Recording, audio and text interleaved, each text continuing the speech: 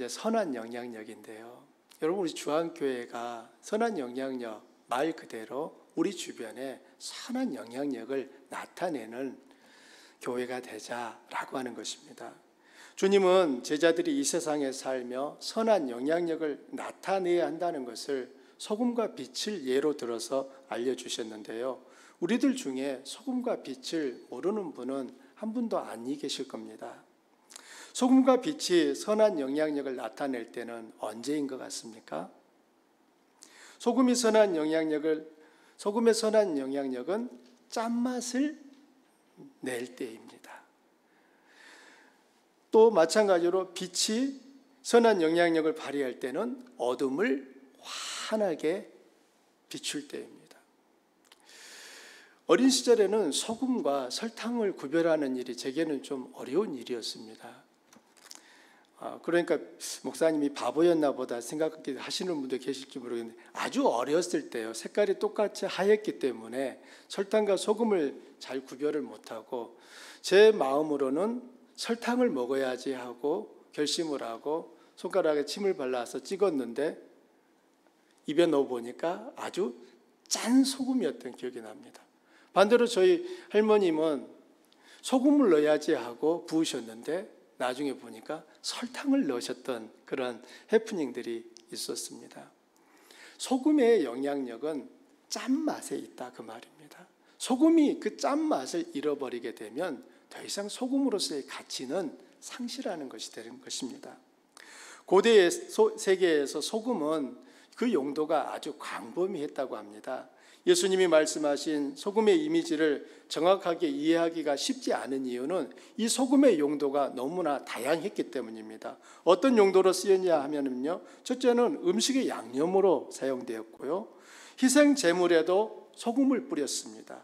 그리고 사람을 성결하게 할 때도 소금을 사용했고요, 이 땅은 도무지 식물이 자라지 않는 불모의 땅이다라고 하는 그 표시로도 소금을 뿌려놨다고 합니다. 그리고 충성을 표시할 때도 소금을 사용했고요, 밭에 때로는 비료로 쓸 때도 소금을 뿌리기도 했다고 합니다. 새로 태어난 아기를 정결하게 하는 의식을 행할 때도 소금이 사용되었습니다. 소금이 여러 다양한 용도들로 사용되었기 때문에 예수님이 너희는 세상의 소금이다 라고 말씀하실 때 예수님이 무엇을 그 마음속에 담고 그렇게 말씀하셨는지 정확하게 이것입니다 라고 짚어내기가 쉽지 않다는 말입니다.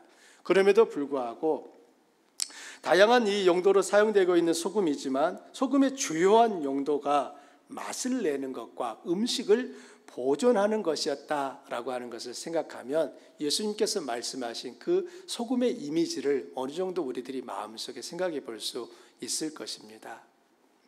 소금은 소금통 안에만 있을 때에는 아무 쓸모가 없습니다.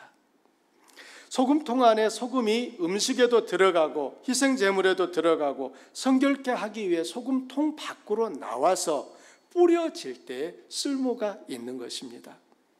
소금이 다양한 곳에 사용되며 그것들에 스며드는 것은 마치 주변과의 관계를 의미하는 것으로 볼 수 있는데요. 소금의 짠맛이 들어가면 음식의 맛을 더 맛있게 내고요, 소금이 희생제물에 뿌려지게 되면 제물이 정결해지는 것처럼 우리 신자들은 하나님의 백성이라는 정체성을 가지고 우리가 속해 있는 이웃들과의 관계를 이루어내야 한다는 의미입니다. 그렇다고 이웃들과의 관계를 이루기 위해서 소금이 맛을 잃는 것처럼 구분이 안 될 정도로 동화되라는 말은 결코 아닙니다. 앞서 말씀드린 것처럼 소금의 가치는 짠맛을 지속적으로 유지할 때입니다. 소금이 짠맛을 잃으면 더 이상 소금이 아닌 것이지요. 여러분이 소금을 기대하는 것은 무엇입니까? 어떤 맛이죠? 짠맛인 거예요. 예수님께서도 소금이 짠맛을 잃으면 어떻게 된다고 말씀하셨습니까? 맞습니다. 밖에 버려져 사람에게 밟히는 것 외에는 아무 데에도 쓸데가 없다고 하셨습니다. 소금이 짠맛을 잃는 순간 그 소금은 밖에 버려지게 됩니다. 그리고 사람들의 발에 밟힌대요. 여러분, 사람들의 발에 밟힌다는 의미가 무엇이겠습니까?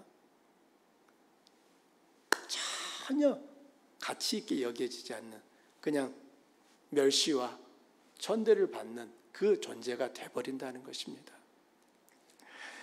빛도 마찬가지입니다. 빛을 그릇으로 덮어두면 무익합니다. 빛의 가치는 빛을 나타낼 때입니다. 어둠을 몰아내고 캄캄함을 밝힐 때에만 빛이 빛되는 것입니다. 따라서 성도들의 삶이 그릇으로 덮어둔 빛처럼 아무런 영향력을 나타내지 못한다면 하나님이 기대하시는 삶이라고 하기 어려울 것입니다. 주님은 너희는 세상의 빛이라 산 위에 있는 동네가 숨겨지지 못할 것이요 라고 말씀하셨습니다. 빛이 비추이면 산 위에 있는 동네라 할지라도 숨지 못합니다.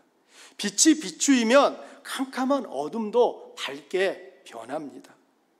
주님은 소금과 빛을 예로 들어 제자들은 하나님의 백성이라는 이 독특한 정체성을 가지면서도 동시에 주변과 관계를 가져야 한다는 것을 알려주십니다. 그러면 우리는 소금의 이 짠맛과 빛의 밝음을 우리 삶에서 어떻게 적용하고 실천할 수 있을까요? 16절을 함께 읽겠습니다. 이같이 너희 빛이 사람 앞에 비치게 하여 그들로 너희 착한 행실을 보고 하늘에 계신 너희 아버지께 영광을 돌리게 하라. 우리 주님은 우리들의 착한 행실이 소금을 소금되게 하는 짠맛이 되고 빛을 빛되게 하는 밝음이 된다라고 말씀하고 있습니다. 선한 행실, 착한 행실이 바로 소금이고 빛의 그 특성이다 말씀하시는 것입니다. 성도의 뚜렷한 표지는 착한 행실에 있습니다. 성도라고 하는데 하는 짓이 믿음이 없는 사람보다 못한 행실을 한다면 아무리 그가 성도라고 말해도 세상은 그를 보면서 고개를 도리도리 질 것입니다. 더더욱이나 정말 어떤 사람을 보면서 도대체 사람이 왜 저래? 라고 마음에 큰 상처를 받고 있는데 잠시 후에 그 사람이 식사한다고 하면서 기도를 한다고 생각해 보십시오. 좋은 마음을 가질까요? 저 사람이 믿는 하나님을 나도 믿고 싶어 라는 마음이 동하겠습니까? 아이고, 당신이 믿는 그런 하나님이라면 나는 절대로 안 믿을 거요. 이런 마음을 가질까요? 정상적이라면 우리들 마음속에서는 두 번째 마음이 더 일반적인 마음이라 생각합니다. 이런 것입니다. 성도가 하나님의 백성임에도 불구하고 백성다운 그 삶을 나타내지 못할 때에 세상에 아무런 영향력을 미치지 못하게 되는 것입니다. 세상은 신자에 대해 두 가지 태도를 가지고 있는데요. 동경함과 두려움입니다. 세상 사람들은 자신들과 다르게 사는 신자들의 삶의 방식을 동경하면서도 또 한편으로는 신자들의 삶의 방식을 거부합니다. 동경하는 것은 기대하기 때문이에요. 그렇지, 예수 믿는 사람들은 저렇게 살아야 돼, 이렇게 살아야 돼 라고 하는 기대가 있습니다. 자신들과 삶을 다르게 살 거라고 기대합니다. 그리고 그 기대가 충족되지 않을 때 실망하고 비난하고 야유합니다. 이런 점에서 심한 그 비난의 뒷면에는 실망으로 바뀐 큰 기대가 있었다라고 생각할 수 있습니다. 또 하나는 세상 사람들이 신자들처럼 사는 것을 거부하는 것은 그들 안에 있는 두려움과 관련이 있다고 생각합니다. 마치 어둠 속에 있으면서도 그 사실을 알지 못하다가 빛이 비추이면 자신이 어둠을 따르는 삶이었다는 것이 드러나는 것과 같습니다. 어린 시절 저는 섬에서 자랐습니다. 전기도 없고요, 상수도도 없는 그런 곳이었습니다. 전기 대신에 등잔불을 켰고요, 호롱불을 켰습니다. 상수도 대신에 우물물을 퍼다가 먹었습니다. 그러다가 초등학교 3학년쯤 되었을 때 마을에 전기가 공급되었습니다. 처음에는 하루에 한 4시간 정도 공급되었습니다. 그리고 나중에는 온종일 전기가 공급되기 시작했습니다. 전기가 들어오자마자 집집마다 가지고 있던 등잔과 호롱불을 쓰레기장에 버리기 시작했습니다. 어떤 분은 그래도 혹시나 모르니까 간직하고 있어야지 라고 보관을 했지만 전기불이 끊이지 아니하고 계속 들어오니까 나중에는 그마저도 버리는 것을 볼 수 있었습니다. 전기불이 들어오면서 그동안 제가 캄캄한 어둠 속에 지냈다는 것을 알게 되었습니다. 등잔불을 켜고 호롱불을 켜고 살 때에는 그냥 그것도 괜찮다라고 생각했습니다. 어둠 속에 있으면서도 그것이 얼마나 심각한 어둠인지 잘 알지 못했습니다. 하지만 전기불이 켜지면서 집안 구석구석이 환하게 밝아졌습니다. 전기불을 보니까 더 이상 등잔불을 켜는 삶을 살고 싶지는 않았습니다. 일반적으로 우리는 빛을 보는 순간 어둠을 버리고 빛 가운데로 나아가는 것이 정상입니다. 그럼에도 불구하고 죄악된 우리 본성은 오히려 빛을 거부합니다. 빛을 보면은 빛 가운데로 나올 것 같은데 오히려 반대 현상이 나타난다는 것입니다. 사도 요한은 이를 두고 이렇게 말합니다. 여러분 함께 읽어보실까요? 참빛 곧 세상에 와서 각 사람에게 비추는 빛이 있었나니 그가 세상에 계셨으며 세상은 그로 말미암아 지은 바 되었으되 세상이 그를 알지 못하였고 자기 땅에 오매 자기 백성이 영접하지 아니하였다. 참 빛이 오셨는데 세상은 그분을 알아보지도 못하고 오히려 그분을 거부하더라는 것입니다. 왜 그런지 사도 요한은 다시 또 이렇게 말합니다. 이 부분도 함께 읽어보실까요? 빛이 세상에 왔을 때 사람들이 자기 행위가 악함으로 빛보다 어둠을 더 사랑한 것이니라. 악을 행하는 자마다 빛을 미워하여 빛으로 오지 아니하나니 이는 그 행위가 드러날까 함이요. 아멘. 맞습니다. 자기 행위가 악하기 때문에 빛 앞으로 나오지를 못하는 것입니다. 어둠 속에 있는 동안에는 자기가 어둠이면서도 잘 몰랐어요. 빛을 보는 순간 자기 어둠이 선명하게 보입니다. 하지만 자기가 어둠이기 때문에 그 빛 가운데로 나오는 것을 거부하는 것입니다. 우리 본성 안에 숨겨져 있는 그 죄악된 마음들이 하나님 앞에서 있는 그대로 우리들을 드러내고 하나님의 그 깨끗게 하심으로 새로워져야 될 텐데 그리하지 못하는 것입니다. 그런데 사람들이 모르는 것이 있습니다. 빛으로 오신 그 하나님께서는 어둠 속에 있던 사람이 빛 가운데로 나오게 되면 그를 품으시는 하나님이십니다. 너 왜 그렇게 살았니?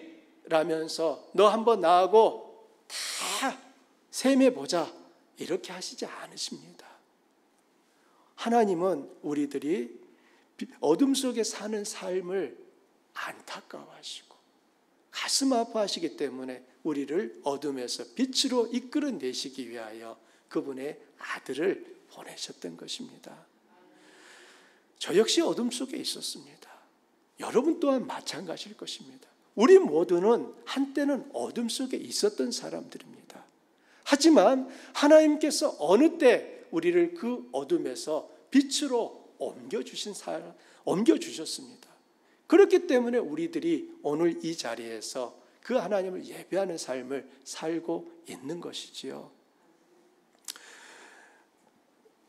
어떤 분들은 이런 고민을 합니다. 내가 빛 가운데 살고 있는데 빛 가운데 사는 삶이 내 속에서 잘 보이지 않을 때가 있어요. 그러면 내가 다시 어둠으로 돌아간 것인가 생각할 때가 있습니다. 여러분 어떻게 생각하십니까? 여러분이 아셔야 될 것은 부모와 자식의 관계를 가만히 생각해 보십시오. 자녀를 여러 키우다 보면은 그 여러 자식 중에서는 부모님 말씀을 잘 듣는 자녀도 있고 부모님이 말한 것과는 정반대로만 행하는 자녀들도 있습니다. 그러면 심한 경우 아버지 어머니가 뭐라고 합니까? 너는 오늘부터 호적을 파자. 너는 더 이상 내 자식이 아니다. 이런 말씀도 해요. 물론 그렇게까지 가기 전에 이제 회초리를 들어서 때리기도 하시고 때로는 위협적인 말씀도 하시고 이런 과정들을 다 거칩니다.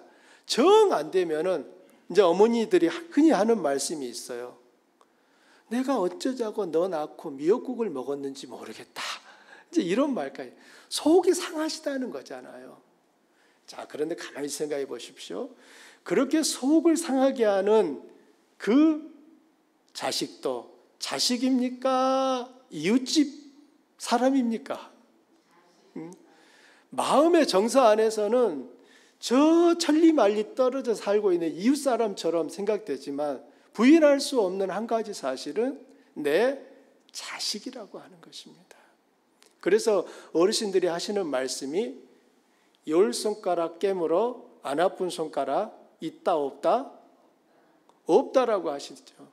근데 여기서 우리 어르신들은 더 지혜를 발휘해가지고 더 아픈 손가락이 있더라. 이제 이렇게 말씀도 하시더라고요. 안 아픈 손가락이 없는 것은 내 신체 일부분이기 때문이지 않습니까? 부모 마음이 그렇다 그거예요. 하나님 앞에서 한때 생명을 얻고 돌아온 그가 하나님 앞에서 온전한 삶을 살지 못할 때 스스로 내가 다시 어둠 속에 가 있는 것인가 생각할 수 있는데 본질은 바뀌지 않았습니다. 하나님의 아들이고 하나님의 딸입니다. 다만 빛 가운데 살아야 될 그 삶을 충실하게 살지 못하게 되면 하나님 앞에 나아가는 그 일이 굉장히 불편한 일이 되고 많은 것입니다.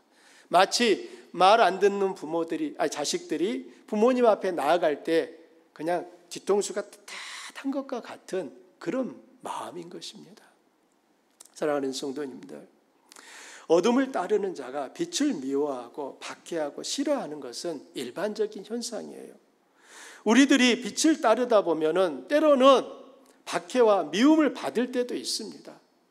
그런데 그것은 사실은 즐거워해야 할 일입니다. 주님은 하나님의 뜻을 행하는 신자가 이 세상에서 박해와 핍박을 받는다고 말씀하시며 그것을 기뻐하고 즐거워하라고 하셨습니다. 그 이유는 하늘에서 상이 있기 때문입니다. 어떤 분들은 말을 해요. 하나님이 주실 상을 기대하고 또 바라보기 때문에 그 선한 일을 행하고 하는 것은 너무 좀 계산적인 거 아니야? 뭐 이런 표현들을 생각들을 하실 수 있습니다. 잘못된 거 아니야? 라고 하는데요. 성경은 그렇게 말하지 않습니다. 성경의 전체적인 가르침은 상을 기대하라고 가르치고 있습니다. 히브리서 기자는 하나님께 나아가는 자는 반드시 그분이 계신 것과 그분이 또한 자기를 찾는 자들에게 상 주시는 분임을 믿어야 할지니라 라고 말을 하고 있습니다. 상 주시는 분이신 것을 믿고 그분을 바라보라고 얘기를 합니다. 하나님이 주시는 상은 우리가 행한 일에 대한 대가는 아닙니다. 하나님의 보상은 언제나 우리가 행한 것보다 훨씬 더 큽니다. 성경은 그 사실을 30배, 60배, 100배의 보상을 말하고 있습니다. 달란트 비유에서는 적은 일에 충성하였음에 내가 많은 것을 내게 맡기리니 라고 말합니다. 만일 하나님이 우리에게 주시는 상이 우리가 한 일에 대한 대가 차원이라면 작은 일에 충성하였으면 하나님께서 주시는 것도 작은 상을 주시는 것이 마땅할 것입니다. 그런데 하나님은 큰 상을 주시겠다라고 말씀하고 있거든요. 하나님이 우리에게 상을 주시는 것은 정당한 대가라기보다는 하나님이 우리를 인정해 주시고 우리의 행실을 기뻐하신다는 의미인 것입니다. 아멘. 하나님은 우리들의 아버지입니다. 믿으십니까? 정말로요. 다시 한번 여쭤볼게요. 하나님은 우리들의 아버지십니다. 그러면 이제 여러분 믿음으로 고백하세요. 우리는 하나님의 아들이고 딸입니다. 아멘. 제가 다시 말씀드릴게요. 하나님이 우리의 아버지라고 하면은 그 하나님에게 있어서 우리는 아들이고 딸입니다. 아멘. 그 사실이 중요하다는 거예요. 성도들이 선한 행실에 힘을 쏟아야 하는 이유는 단지 상을 바라기 때문이 아닙니다. 우리들이 행한 선한 행실로 인해 세상 사람들이 하늘에 계신 우리 아버지께 영광을 돌리게 됩니다. 우리의 선한 일로 인해 하나님의 이름이 높임을 받는 것입니다. 운동선수들이 시합에서 최선을 다해 경기하고 승리를 거두었을 때 어떤 선수들은 그 자리에서 무릎을 꿇고 감사의 기도를 드리는 것을 보곤 합니다. 그 순간 카메라가 그 선수를 클로즈업하고 그의 기도하는 모습이 전파를 타고 세상 구석구석에 전파됩니다. 전해지는 거죠. 순간 가슴이 참 뭉클하더라고요. 그가 그 수많은 관중들 앞에서 카메라 앞에서 무릎 꿇어서 이 승리가 내 힘과 내 능력만으로 된 게 아니라 하나님께서 주신 그 힘으로 되어진 일입니다.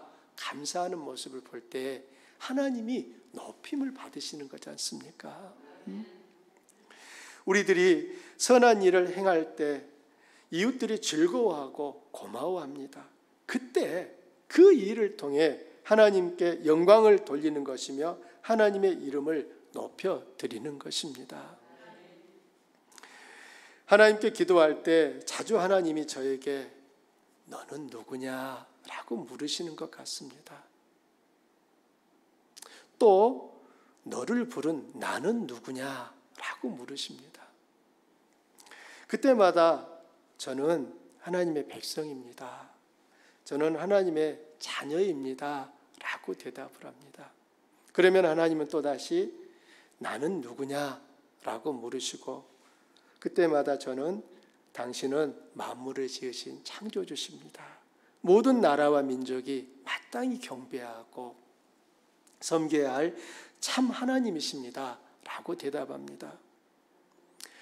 다음 날 또 기도하려고 하면 하나님이 똑같은 질문을 또 물으십니다.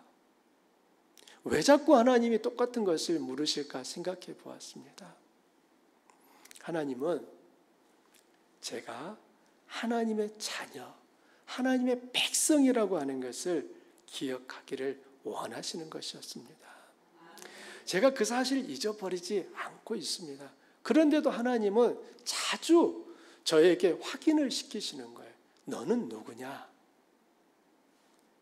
제가 그 순간 하나님 앞에 말할 수 있는 것은 제가요 목사이고요, 제가 아무개의 남편이고요, 제가 공부를 이만큼 했고요, 제가 자동차가 있고요, 제가 가진 재산이 얼마이고요, 이런 것을 말할 것이 하나님 앞에는 한 개도 가치가 없는 일인 거예요.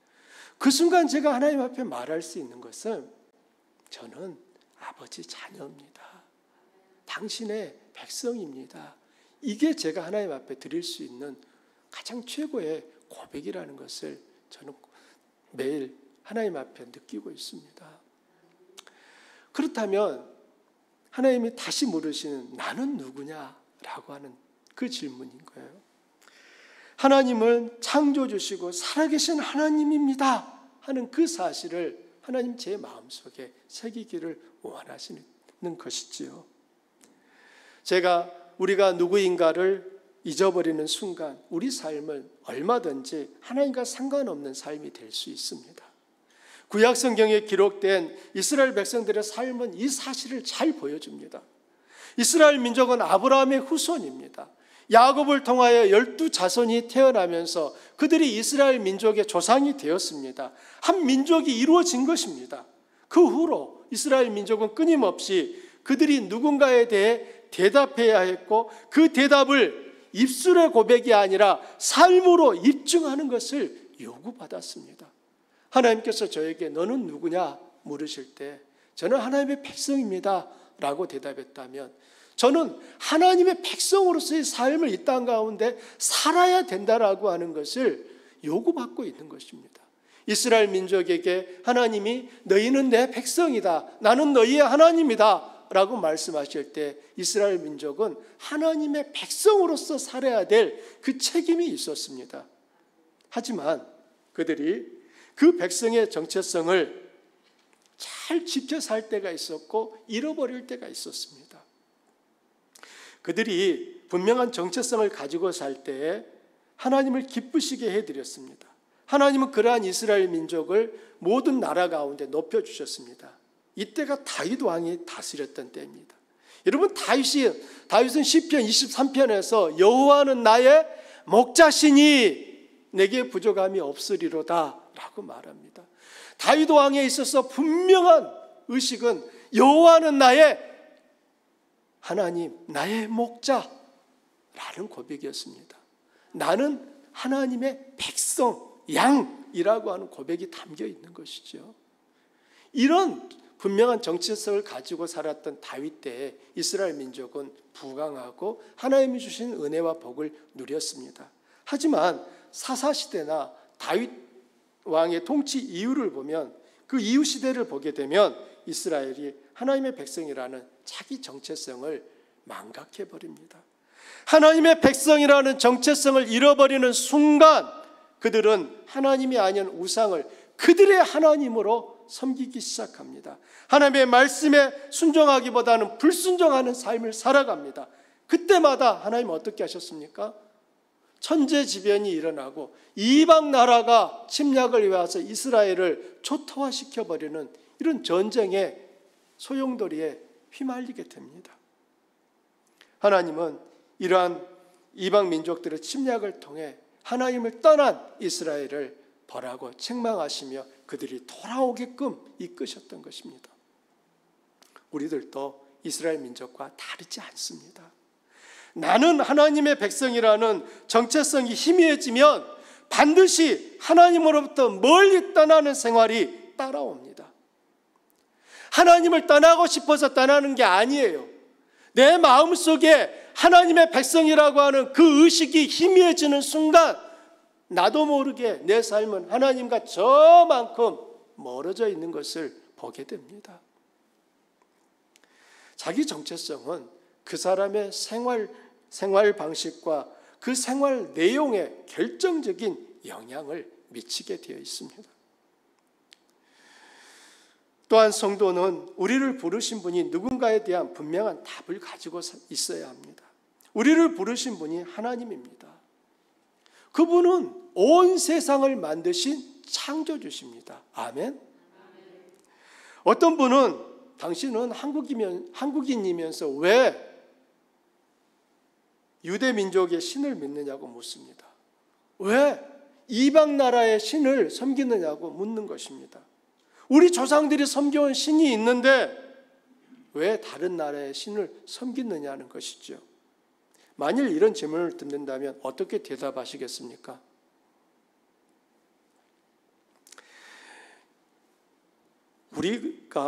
우리 조상들이 섬겨온 신이 아니라 우리 민족들이 섬겨온 여호와 하나님, 여호와를 하나님으로 믿는 이유는 간단합니다. 여호와만이 유일한 참 신이기 때문입니다. 야훼가, 여러분 야훼하고 여호와 같은 표현이에요. 야훼가 온 세상을 지으신 창조주이기 때문에 그분을 섬기는 거예요. 그 옛날에는 야훼가 창조주이신 것을 알지 못했기 때문에 다른 신을 섬겼지만 이제는 하나님의 아들 예수 그리스도가 오셔서 오직 야훼만이 참신이라고 하는 것을 알려주셨기 때문에 우리는 하나님을 믿고 섬기는 것입니다. 여호와 하나님은 이스라엘 민족만의 신이 아니라 이스라엘 민족을 통해 자신을 온 세계 열방 가운데 살아계신 참 하나님으로 나타내 보여주신 살아계신 유일한 경배를 받으셔야 될 하나님이신 것입니다. 우리 민족은 천성이 참 선한 민족이라고 생각됩니다. 그럼에도 불구하고 우리 민족 역시 하나님 없이는 구원받을 수 없는 민족이라는 것은 분명한 사실입니다. 하나님을 모를 때에는 하나님 대신 당군도 섬기고 환웅도 섬기고 또 집집마다 장독대에 정한수를 떠놓고 빌기도 하고 조상님에게 절을 하면서 복을 달라고 하기도 했습니다. 맞습니다. 하나님을 모를 때 그렇게 했었습니다. 하지만 살아계신 하나님, 그분의 이름이 야훼, 여호와라고 하는 사실을 알게 된 이후부터는 이제는 그 하나님을 섬기는 것이 우리에게는 당연하다라고 하는 것입니다. 이스라엘 민족의 신을 섬기는 게 아니라 온 세상 만물을 창조하신 바로 그분을 이스라엘 민족이 먼저 알았던 것입니다. 하나님이 이스라엘 민족에게 먼저 그 사실을 알려주셨던 것입니다. 그리고 그 이스라엘 민족을 통하여 온 세계 열방 가운데 여호와가 참 하나님이라고 하는 것을 지금도 말씀하고 계신 것입니다. 저와 여러분은 여호와 하나님이 이제는 참 하나님이라고 하는 것을 알게 되었기에 이 자리에 있는 것입니다. 우리를 부르신 그분이 참 하나님이시며 그분이 온 우주 만물을 만드시고 다스림이 영원히 살아계신 하나님이라는 것을 알고 믿을 때 우리는 이 세상 사람들이 사는 삶과는 다른 삶을 살게 되는 것입니다.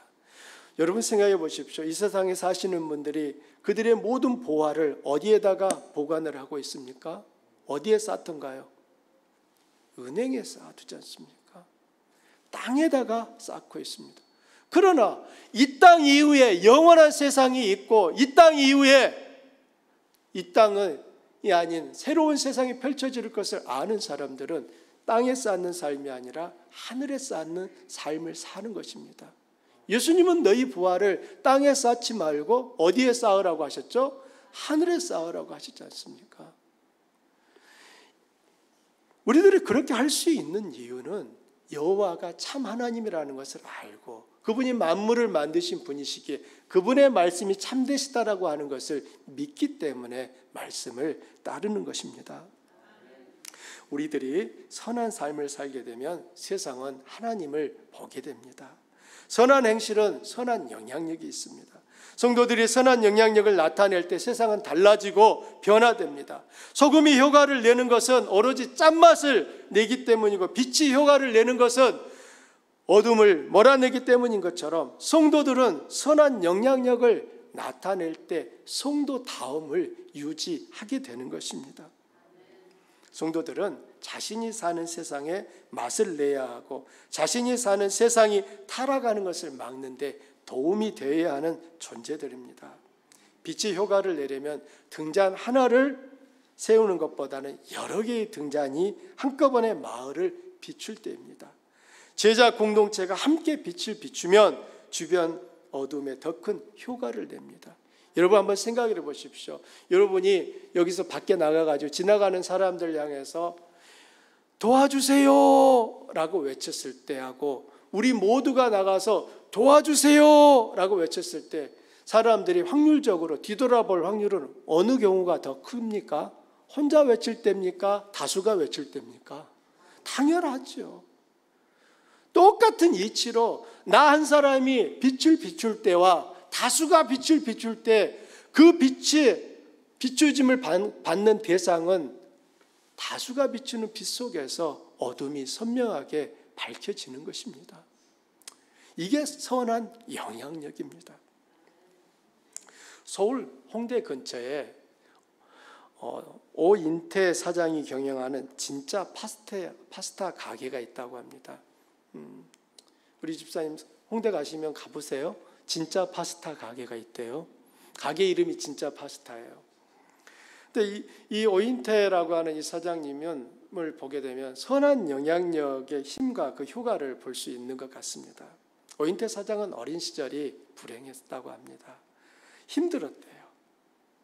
일찍 부모님 떠나 있었고 할아버지 밑에서 자랐지만 할아버지는 늘 술을 즐겨 드시는 알코올 중독자셨습니다.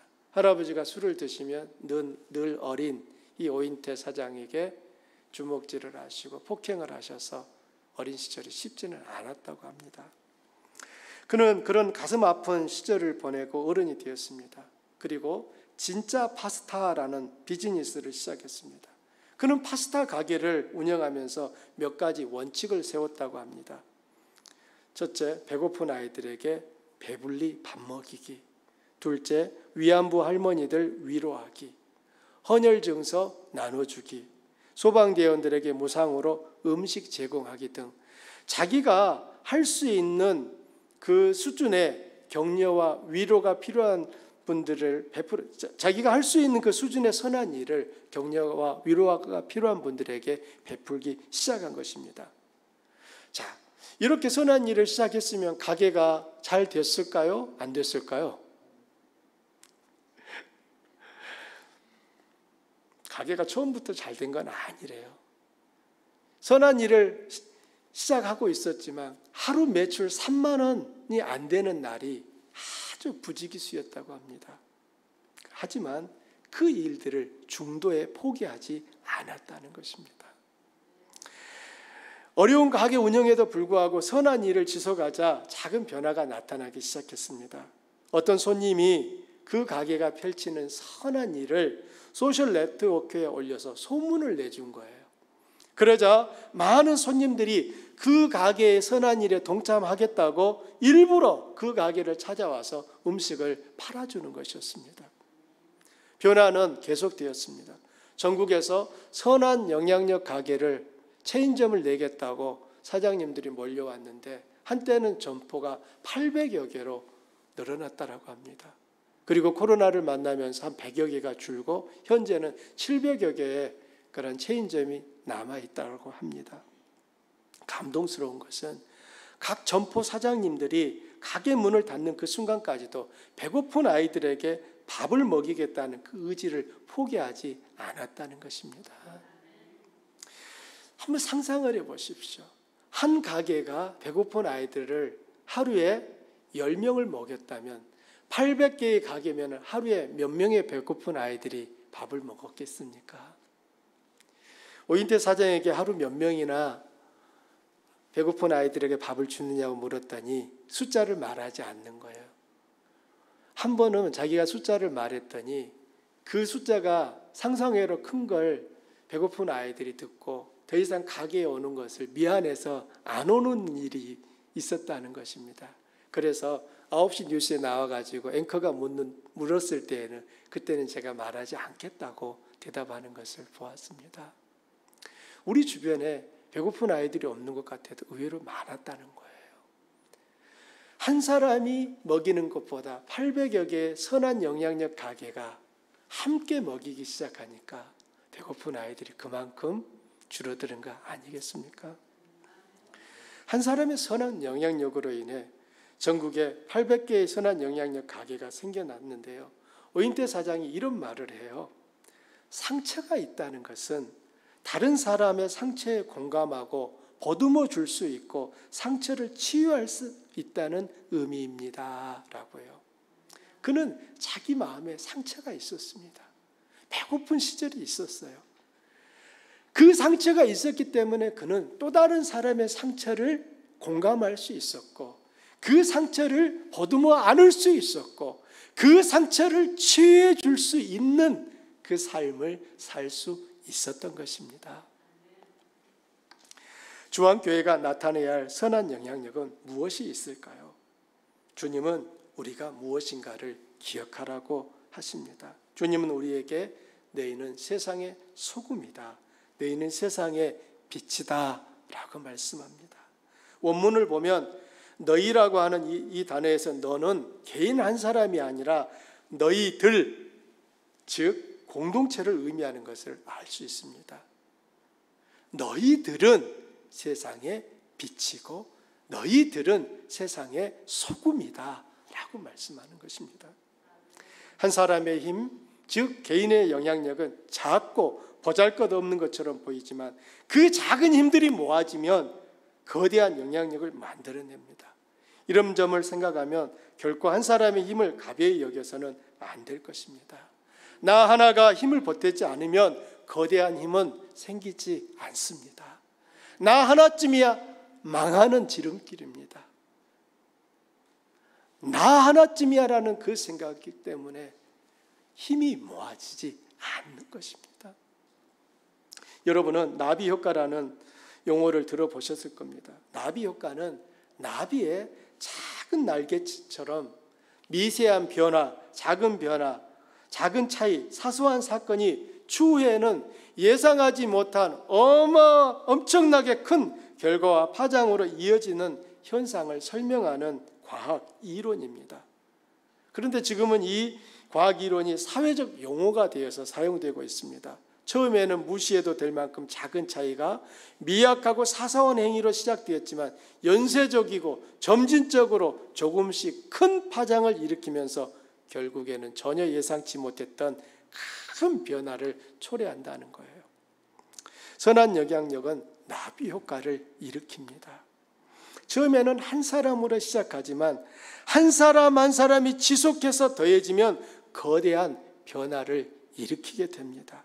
우리들의 작은 변화와 선한 영향력이 하나님 나라를 확장하고요, 하나님께 영광을 올려드리고요, 세상을 바꾸는 나비의 날갯짓이 된다는 것을 기억했으면 좋겠습니다.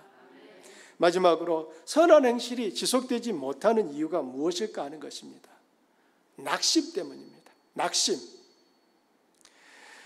사도 바울은 데살로니가 교회들에게 형제들아 너희는 선을 행하다가 낙심하지 말라라고 권면합니다. 여기서 선이라고 하는 것은 남을 돕고 구제하는 것만이 아니라 일반적으로 착한 행실 모두를 포함하는 말이에요. 예를 들면 복음전도, 교회봉사, 사회봉사 등등 모든 착한 행실, 선한 행위들을 선이라고 말을 합니다. 그런데 이런 선한 행실이 위기를 만날 때가 있는데 바로 낙심이 찾아올 때입니다. 낙심은 마음이 상하여 힘을 잃은 상태를 말합니다. 낙심이 오는 이유는 선한 행실이 곧바로 기대한 선한 열매로 나타나지 않기 때문입니다. 낙심하게 되는 원인은 선을 행하지만 어떤 때에는 큰 환난을 만나게 됩니다. 첩첩산중 쌓인 것처럼 역경과 난관이 계속되면 그만 맥이 풀리고 마음이 힘을 잃게 됩니다. 그런데 이때가 중요합니다. 우리들이 이때 기억해야 될 게 있습니다. 선을 행할지라도 환난과 어려움을 만나는 경우가 있다는 거예요. 선을 행하면 어려움이 없을 거라? 아닙니다. 선을 행하지만은 어려움 있다는 거예요. 그 사실을 인정하셔야 돼요. 그래서 사도 바울은 성도들에게 선을 행하다가 낙심하지 말라고 당부하는 것입니다. 나에게만 닥치는 것이 아니라 선을 행하는 누구에게나 그런 일이 닥칠 수 있다는 것을 기억하셔야 합니다. 우리들이 해야 할 일은 환난과 어려움 때문에 착한 행실을 중단하는 것이 아니라 너희는 세상에서 환난을 당하라 담대하라 내가 세상을 이기었노라 내가 너희와 항상 함께하리라 약속하신 이 주님의 말씀을 마음에 붙잡는 것이 중요합니다. 그리고 그 말씀을 붙잡고 중단하려고 했던 그 선한 일을 포기하지 말고 계속 지속시켜 가야 하는 것입니다. 사도 바울은 갈라디아 교회에 보내는 편지에서도 똑같은 말을 합니다. 여러분 함께 읽어보실까요? 우리가 선을 행하되 낙심하지 말지니 포기하지 아니하면 때가 이름에 거두리라. 앞에서는 데살로니가 성도들에게 했던 말을 이번에는 갈라디아에 있는 성도들에게 하고 있습니다. 무슨 뜻이죠? 선을 행하다가 낙심하는 일이 어떤 사람에게만 일어나는 게 아니라 어떤 교회에게만 일어나는 것이 아니라 이 땅에 있는 모든 선을 행하는 이들에게 일어날 수 있는 일이라는 것입니다. 목회를 하다 보면 저 역시 낙심이 올 때가 있습니다. 상대방이 저의 의도를 오해하여 관계가 나빠지고 도무지 개선의 기미가 보이지 않고 더 일이 꼬이는 것 같으면 더 이상 그와의 그런 관계를 지속시켜 가거나 선한 일을 계속하고 싶은 그 마음이 싹 사라집니다. 놀랍게 마치 그 장작더미 활활 타오를 때 이 바게스에 물을 가득 채워가지고 가서 그 물을 쫙 끼얹어 버리면 씩 하면서 그 불이 꺼지는 것처럼 마음에서 어느 순간에 힘이 쫙 빠질 때가 있습니다. 한마디로 낙심한 거지요. 낙심이 오면 계속 하고 싶은 마음이 안 생겨요. 그런데 낙심이 오면 또 밥맛도 없고요. 잠도 잘 안 오고요. 기쁨도 감사도 없어집니다. 의미와 재미가 사라지니까 선한 일이지만 이게 선한 일이라는 걸 알면서도 더 이상 계속하고 싶지 않을 때가 있습니다. 그런데 이제는 좀 경험이 쌓이다 보니까 낙심이 오면 어떻게 하느냐? 하던 일을 잠시 멈추고 중단합니다. 생각을 정리합니다. 하나님께 기도하면서 그동안 제가 지나왔던 길을 다시 한번 되돌아봅니다. 제가 실수했거나 놓친 부분이 무엇이었는지, 혹여나 주님보다 내가 먼저 앞서서 나아갔던 부분은 무엇이었는지 물으면서 그분을 바라봅니다. 그러면 참 감사하게도 다시 마음을 가득 채웠던 낙심이 안개처럼 스물스름 사라지는 거예요. 사라지고 거치는 것을 경험합니다. 그러니까 기도 안 할 수가 없는 거예요. 하나님 앞에 기도하지 않으면 선한 일조차도 끝까지 하지 못하는 것이 인간이라고 하는 것을 매일 저의 경험을 통하여 저는 보고 있습니다. 낙심이 올 때에는 일을 중단할 것이 아니라 주님을 바라봅니다. 그리고 주님께 물으셔야 됩니다. 주님께 힘을 다시 요청하셔야 됩니다. 내 힘으로 가려고 하는 것이 아니라 주님이 주시는 그 힘으로 다시 나아갈 때 우리는 선한 일을 계속 할 수 있게 됩니다. 말씀의 결론입니다. 선한 행위가 없다면 우리는 예수님의 제자가 아닙니다. 선한 행실이 없는 제자는 맛을 잃은 소금이나 보이지 않는 등불과 같이 아무런 쓸모가 없습니다. 진정한 제자는 선한 영향력을 미치며 하늘에 계신 아버지께 영광을 돌립니다. 선을 행하지만 낙심이 올 때가 있습니다. 나만 겪는다고 생각하지 마십시오. 낙심이 올 때는 다시 자기 마음을 점검하시고 일으켜 세워야 합니다. 주님을 바라볼 때, 주님을 의지할 때 낙심은 사라지고 선을 행할 수 있게 됩니다. 우리들은 하나님의 사랑받는 자녀들입니다. 우리들의 아버지는 온 세상을 만드신 전능한 하나님입니다. 우리들의 삶이 하나님을 기쁘시게 하고 그분의 이름을 높여드리는 그러한 삶이 되기를 소망합니다. 주안교회가 그런 교회가 되기를 원합니다. 여러분이 주안교회입니다. 여러분을 통하여 주님의 그 선하심이 이 세상 속에 소금과 빛처럼 스며드는 은혜와 복이 있기를 예수님의 이름으로 축복합니다. 함께 기도하겠습니다.